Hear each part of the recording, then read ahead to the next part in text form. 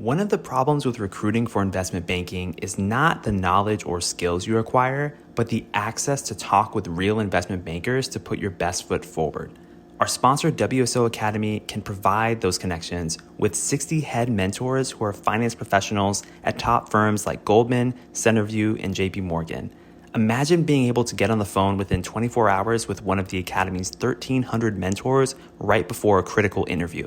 Get on the waitlist for WSO Academy today by clicking the link in the show notes or by visiting wallstreetoasis.com/academy.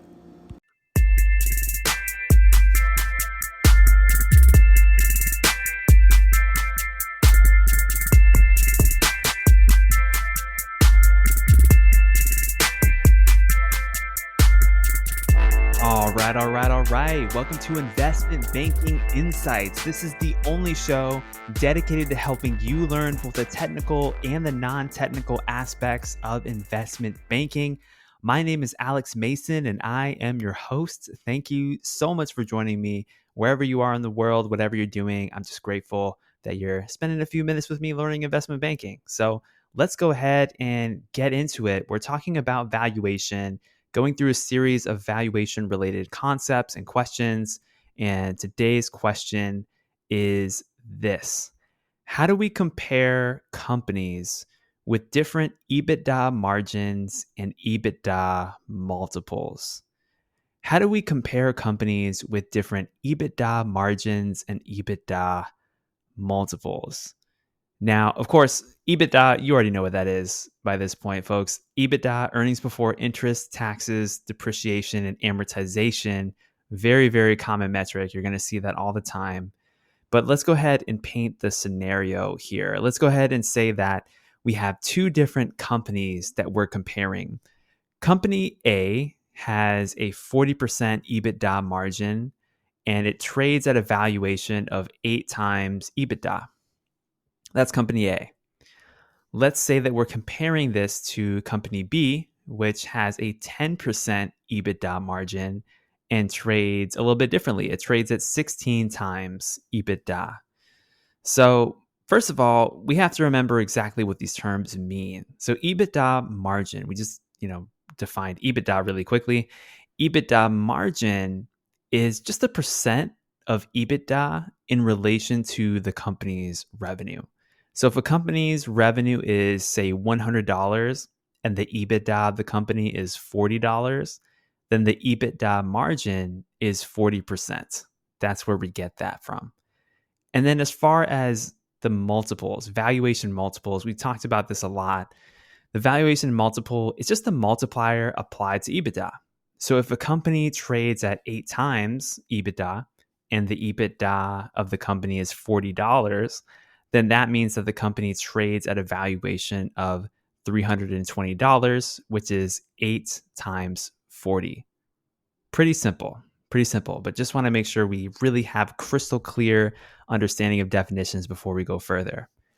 Okay, so how do we compare these two companies based on their margins and multiples? You got one company with a certain set of characteristics, another company with a different set of characteristics, and it's just wondering, how do I look at these things in context?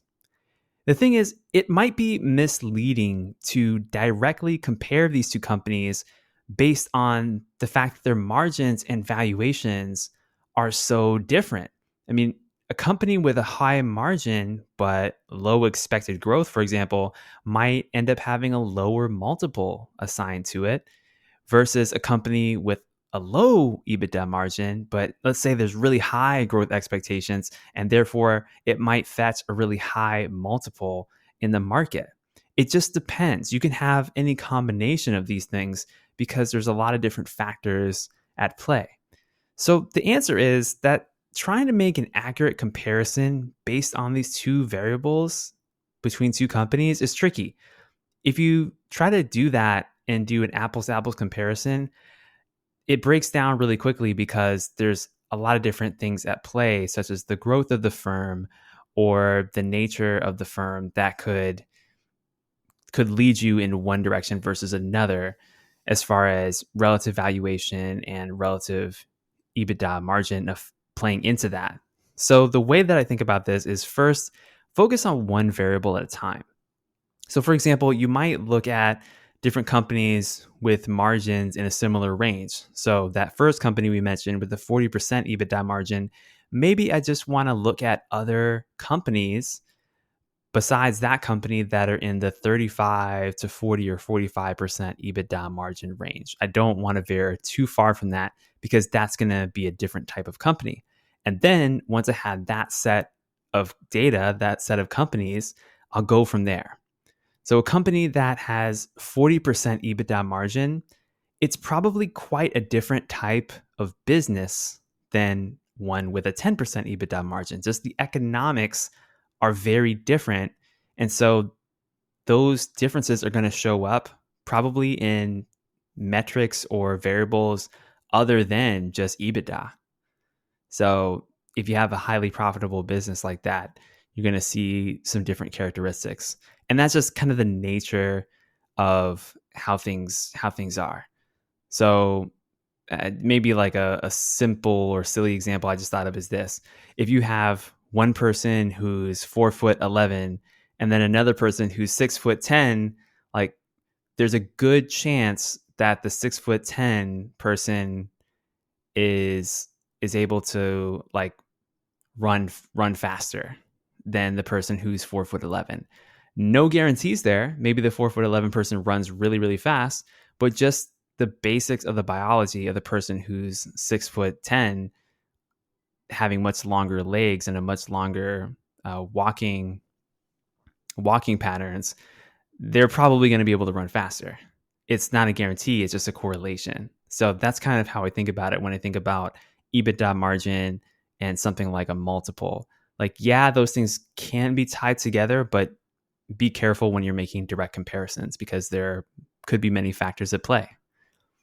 All right, that's what I got for you today here on Investment Banking Insights. And you know what it is, just living life, trying to do amazing and just enjoy every day as it comes because, today only exists for today. It doesn't come back tomorrow, and tomorrow's going to be a new one. So enjoy today for what it is. Hope you're living well, and I'll see you on the next one.